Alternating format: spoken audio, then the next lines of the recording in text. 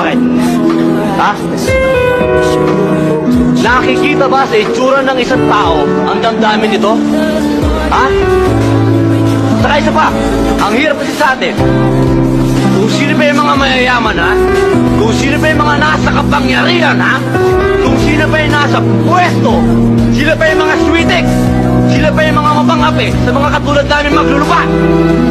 Di ko maintindihan, sa Pilipinas, hindi na natapos ang maduming politika. Laging nandyan. Kaya sana po, mga kababayan, bigyan nyo ng puwang kami. Kasi lugi po kami.